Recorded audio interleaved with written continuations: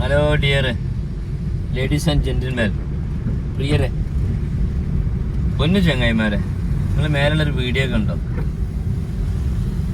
ഒരു ജന്തു ഓനൊക്കെ MBBS പഠിച്ച ആള്, അവന് 100 ശിലാലം കറക്റ്റായി പറഞ്ഞാൽ കണക്ക് കിട്ടിയത് 125 ആളെ കിഡ്നി എടുത്ത്, അതിൽ 50 ആളെ കൊന്നിട്ട് ആരും അറിയിച്ചിട്ട് മുതലൊക്കെ കൊണ്ടിട്ടുണ്ട്. ഇവനൊക്കെയാണ് MBBS പാസ്സായി പഠിച്ചിറങ്ങിയത്. പാവപ്പെട്ട ടാക്സിക്കാരോ അല്ലെങ്കിൽ സാധാരണക്കാരോ പോയിട്ട് വല്ല നെഞ്ചുവേദന വയറുവേദന ചെന്നിട്ട് അവൻ്റെ അനസ്തേഷ്യ എടുത്തുകാണ്ടേ മലന്ന് കടന്നു കൊടുക്കണ്ട ഈ സാധുക്കള് ഇങ്ങോട്ട് റബ്ബറിട്ട് ക്യാഷ് ഉണ്ടാക്കണമെന്ന ചിന്തയിൽ എന്ത് കാടത്തും ചെയ്യാൻ മടിക്കാത്തൊരു മനുഷ്യന്.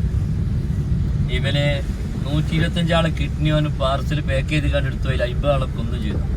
ഇവനും ഇന്ന് വിലസുന്നുണ്ട് ഇന്ത്യൻ്റെ മണ്ണിൽ. നമ്മുടെ ഇന്ത്യൻ നിയമം എവിടെ?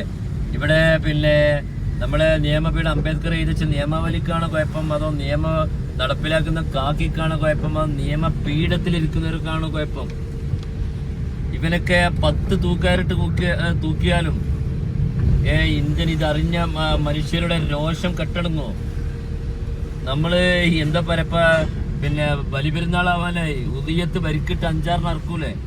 ഈ അറുത്തിട്ട് അതിന്റെ തോലിലും എല്ലിനും വേണ്ടി മലപ്പുറം മഞ്ചേരി പെരുന്തമണ്ണ മാർക്കറ്റുകളിൽ എല്ലുമണ്ടി വെയിറ്റ് ചെയ്യും എന്ന പോലെ വരിക്ക അറുത്തിട്ട് എല്ലുമണ്ടി കൊണ്ടുപോകുന്നത് പോലെ രോഗികളെ വരിയായിട്ട് അനസ്തേഷ്യ കൊടുത്തിട്ട് കിഡ്നി എടുത്തിട്ട് 125 പേരെ കിഡ്നി എടുത്തിട്ട് അവൻ കോടികൾ ഉണ്ടാക്കിയെങ്കിൽ ഇവനും ഇന്ന് വിലസുന്നുണ്ട്.